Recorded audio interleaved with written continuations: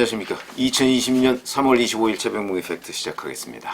어제 이해찬 대표, 민주당 이해찬 대표가 의원들 여러 명을 불러 모았습니다. 왜 불러 모았느냐? 바로 더불어시민당으로 이적을 좀 해달라 하는 부탁을 하기 위해서였는데, 그때 거기 모인 의원들이 이제 다 불출마 내지는 뭐 경선 탈락 뭐 이런 의원들이죠. 원혜영, 뭐 재윤경, 이훈, 심기준, 정은혜, 손금주, 신창현, 이규희 뭐 이런 의원들이고, 여기에 또 금태섭 의원까지 끼었습니다. 그래서 사실 이제 금태섭 의원은 서울 강서갑 뭐 말들이 많았죠. 금태섭 의원을 저격하기 위해서 저격한다고 그러면서 정봉주 전 의원이 거기 출마를 선언했다가 정봉주 전 의원에 대해서 당에서 당신은 안 돼 라고 얘기하니까 정봉주 전 의원은 나가서 열린민주당인가 뭐 그런 비례우위성정당을 만들겠다고 했고, 금태섭 의원은 그 추가 공모를 거친 강선우 전 민주당 상근 부대변인한테 경선에서 패했죠. 굉장히 이례적인 일입니다. 현역 의원이 경선에서 패하는 것은 굉장히 이례적인 일입니다.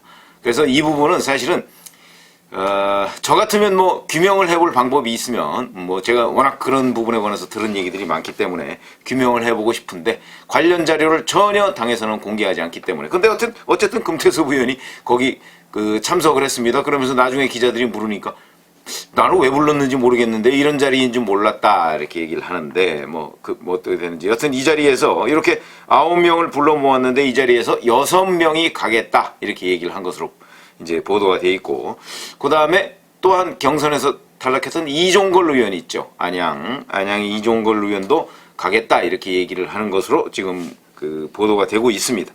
자, 이렇게 되면 이제 7명 정도의 의원 꿔주기를 하는 셈이죠. 그러면 기호가 몇 번이 되느냐? 이게 다 정당 투표 용지의 기호 때문입니다. 기호. 엄밀하게 따지면 기호가 아니고 순서죠, 순서. 무슨 얘기냐면, 지역구에 이제 찍힐 거니까 지역구는 의석 순대로 갑니다. 의석이 제일 많은 데가 지금 더불어민주당이니까 더불어민주당 1번 더불어민주당, 2번 미래통합당, 뭐 3번 민생당 뭐 이렇게 가겠죠. 의석 순서대로 이제 교섭단체 의석, 교섭단체 순서대로, 교섭단체도 의석이 많은 쪽이 제1교섭단체니까 교섭단체 순서대로, 그 다음에 이제 의석 순서대로, 그 다음에 이제 없으면 의석이 없는 정당은 가나다 순대로 이렇게 해서 이제 번호가 매겨지게 되는데, 그렇게 되면 더불어민주당이 1번, 미래통합당이 2번, 민생당이 3번 뭐 이렇게 될 거거든요. 그럼 이제 이쪽에 정당 투표용지는 어떻게 되느냐? 정당 투표용지는 지금 뭐 거의 60개 가까이 정당이 된다고 하죠. 그러니까 이게 뭐 어마어마하게 깁니다. 이번에 아마 사상 최대로 긴 그런 정당 투표용지가 될 텐데, 그렇게 되면 맨 위에 올라가는 게 현재대로라면 민생당입니다. 현재 민생당이 21석입니다. 거의 뭐 매일매일 바뀌고 있는데 21석이기 때문에 맨 위에 민생당이 가는데 거기에 1번 민생당 이렇게 되지 않습니다. 왜냐면 그러니까 민주당과 미래한국당이 후보를 그러니까 민주당과 미래통합당이 후보를 안 낸다고 하면 극한은 비워놓는 게 아니고 없어집니다, 그냥. 그리고서 올라가는데 1번 민생당 이렇게 올라가는 게 아니고 그냥 3번 민생당 이렇게 올라갑니다. 맨 꼭대기에, 그러니까 정당 투표용지의 맨 꼭대기에 3번 민생당. 그럼 그 다음이 문제죠. 왜 그러냐면 흔히 유권자들이 지역구와 정당 투표를 1번, 1번, 2번, 2번 이렇게 이제 교차 투표의 경우도 있지만 그렇게 찍는 경향이 있습니다. 특히 이제 아무래도 지방에 있는 장노년층에서는 그런 성향이 있습니다. 11 뭐 이렇게 22 이런 식으로 찍는 경향이 있습니다. 그렇다면 이 정당 투표 용지에 있는 순서도 민주당 같은 경우는 맨 위로 올라가는 게 제일 좋고, 미래통합당 같은 경우는 두 번째로 가는 게 제일 좋습니다. 그렇기 때문에 요거는 근데 자기 마음대로 되는 것이 아닌데 국회의원 꿔주기를 통해서 이걸 조절할 수가 있다는 얘기죠. 바로 그것 때문에. 그런데 지금 민주당의 경우에는 1번으로 가는 건 포기한 것 같습니다. 1번으로 가려면 22명이 돼야 되거든요. 22명. 지금 이제 겨우 어저께 보세요. 오늘이 25일이죠. 내일부터 당장 후보 등록입니다. 그런데 이제 모레 27일 날 한다고 하더라도 한 2, 3일 내, 1, 2일 하루 이틀 내에 지금 15명 이상을 더 확보해야 되는데 불가능입니다. 불가능으로 보입니다. 왜냐하면 지금 민주당 의원들이 나는 민주당을 탈당하지 않겠다. 내 평생 정당인 민주당을 왜 탈당하느냐. 뭐 이렇게 지금 반발하고 있다고 하기 때문에 거기에 무슨 메리트를 주기 전에는 근데 무슨 메리트가 있겠습니까 지금 그냥 립서비스 뿐이죠. 그 정도니까 제가 보건대는 1번은 아마 포기한 것 같고 이제 2번을 가지고 그 민주당과 미래한국당이 더불어시민당과 두 번째를 가지고 다툴 것으로 보이는데 이게 이제 어떻게 되어 있냐면 지금 미래한국당의 경우는 현역 의원이 9명입니다. 9명이고 정의당은 6명입니다. 그러니까 두 번째로 더불어시민당을 보내려면 10명을 해야 돼서 3명을 더 채워야 됩니다. 근데 3명 정도는 더 채울 수 있을 것 같은데 민주당이 우리가 두 번째로 갈래 하는 전략을 저는 세우지 않을 거라고 봅니다. 두 번째로 가면 자칫하면 미래통합당에 좋은 일을 시켜줄 수도 있습니다. 두 번째이기 때문에. 그게 2번인 줄 알고 찍는 분들도 뭐 많지는 않겠지만 일부 있을 수 있거든요. 그렇기 때문에 아마 두 번째가 아니라 세 번째 정도를 노리고 있는 것으로 보입니다. 그렇게 따지면 정의당이 6석이기 때문에 7석 내지 8석을 거기다 갖다 놓으면 확실하게 3번이 됩니다. 세 번째가 됩니다. 세 번째. 그러니까 정당 투표용지의 맨 위는 이렇게 되면 민생당. 그 다음 이제 3번 민생당 이렇게 되고요.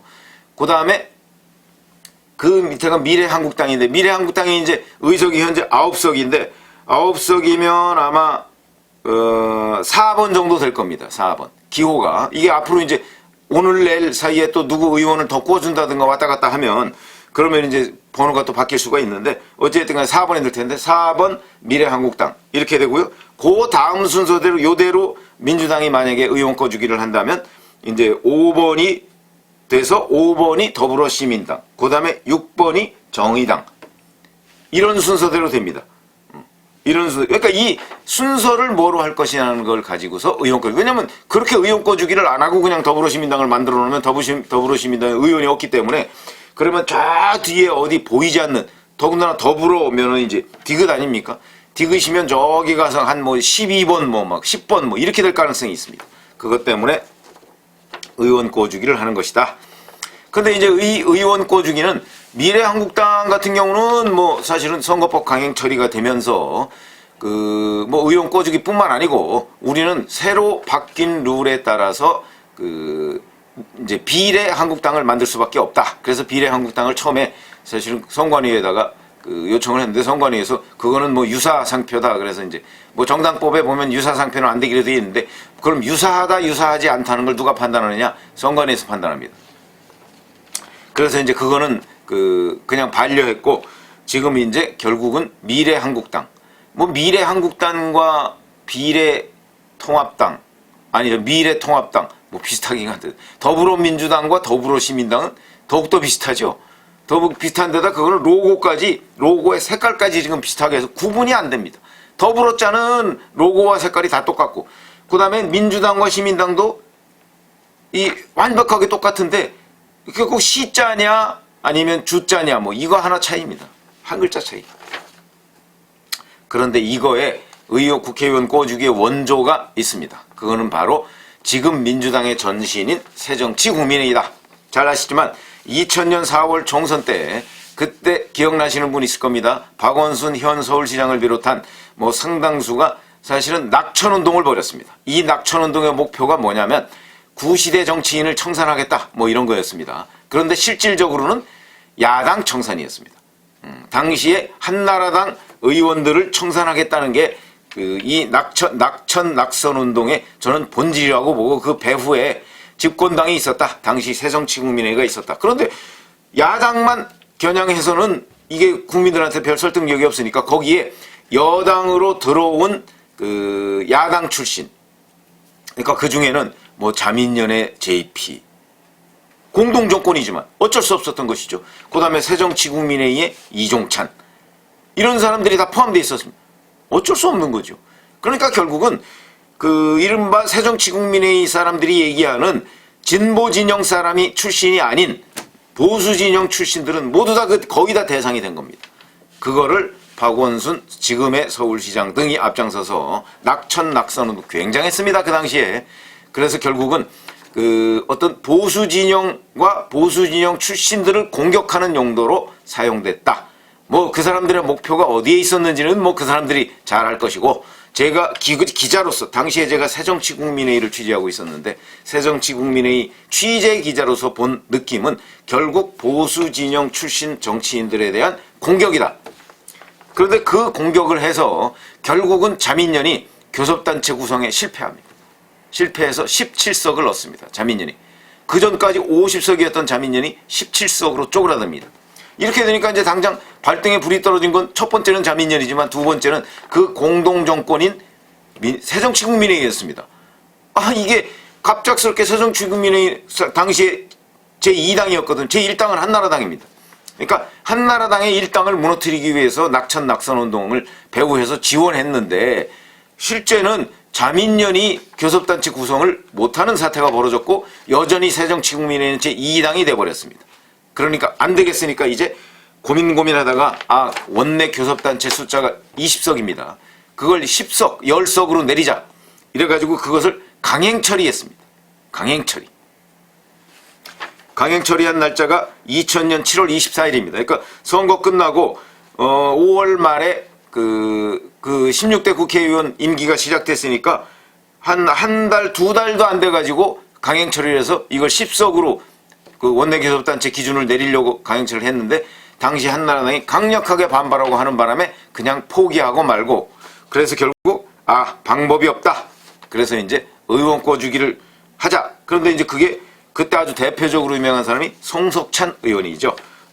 그래서 이제 의원총회를 하는데 거기에서 송석찬 의원이 내가 양자로라도 가겠다.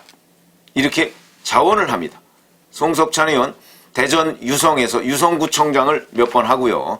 나중에 국회의원을 했다. 국회의원으로서는 이때가 처음이었습니다. 근데 양자로라도 가겠다. 이렇게 얘기를 하면서 얘기하는 바람에 실제 양자 이렇게 의원 꿔주기를 국회의원 꿔주기를 3명을 합니다. 그래서 17석에서 3명을 해서 20석이 되는 바람에 자민련을 교섭단체를 만들어주죠. 그때는 이렇게 얘기했습니다. 의원총회에서 내가 이것은 하늘을 우러러 부끄럼 없는 진솔하고 용기 있는 행동이다. 이렇게 주장을 했었죠. 그런데 이 이후에 송석찬 의원이 화제가 됐던 것이 바로 연어입니다. 연어. DJ. 당시에는 DJ가 총재였습니다. 새정치국민회의. 새정치국민회의 총재고 당에는 총재 권한대행이라는 조세형 의원이 권한대행을 맡고 있었고 당의 총재니까 총재님 앞으로 송석찬 의원이 편지를 한 장 씁니다. 이렇게 해서 지금은 제가 이리저리 떠나지만 앞으로 한 마리 연어가 되어서 돌아오겠다. 그러면서 DJ한테 충성 맹세를 합니다. 이것이 화제가 돼서 그게 또 공개가 되는 바람에 연어 한 마리, 연어 의원으로 유명해진 게 바로 송석찬 의원이고 그때 그 꿔준 의원이 송영진, 충남 당진 출신이죠. 장재식, 전남. 장재식 의원은 그때 서울 서대문에서 당선된 사람인데 이렇게 해서 3사람을 꿔주는 바람에 이제 자민련의 교섭단체를 만들고요. 그런데 이렇게 교섭단체를 만들고 나서 1월 중순에 하는 건 보름쯤 지난 뒤죠.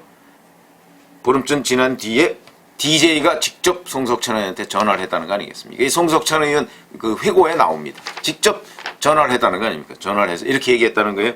송동지, 지금은 국민의 지탄을 받지만 역사가 송동지를 평가할 겁니다. 라고 격려를 해서 또 한바탕 울음바다가 됐다. 이게 바로 왜 그러면 송동지가 이렇게 울음바다가 됐느냐? 송석찬 의원은요, 원래 70년대부터 충청도에서, 대전 충남 지역에서 70년대부터 DJ를 모셨던 사람입니다. 그러니까 뭐 거의 원조 친 DJ다. 이렇게 얘기를 할 수 있을 정도니까 더군다나 자기는 구국의 행동이다. 이런 식으로 얘기를 하고 결행을 했는데 당 총재인 김대중 대통령이 당시에 직접 전화해서 역사 평가할 것이다. 이렇게 얘기하니까 감읍을 해서 눈물을 펑펑 쏟았다. 이런 일화가 있습니다. 자, 그래서 국회의원 꿔주기 이거의 원조 역시 잘 아시지만 제가 연어의 추억이라고 말씀을 드렸지만 그 연어 한 마리로 송석찬 의원이 굉장히 유명해진 사건이었다. 그러니까 원조는 결국 지금 민주당의 전신인 새정치국민회의였다. 정치라는 게 돌고 도는 것이죠. 전 꿔줄 수 있다 이렇게 생각합니다. 정치는 원래 그런 거니까 우리가 공자님 맹자님 가르침대로 하면 이런 걸 꿔주고 정치를 바르게 하지 않으면 안 되지만 현실 정치 여의도는 그냥 바르게 하는 정도가 아니고요. 그냥 엉망만 되지 않으면 됩니다. 그러면 되는 것이고 그거에 대해서 다 유권자들이 하나하나 기록해서 평가할 것이다. 이렇게 말씀을 드립니다. 그래서 오늘은 이 매기의 추억이 아니고 연어의 추억을 말씀을 드렸습니다. 감사합니다.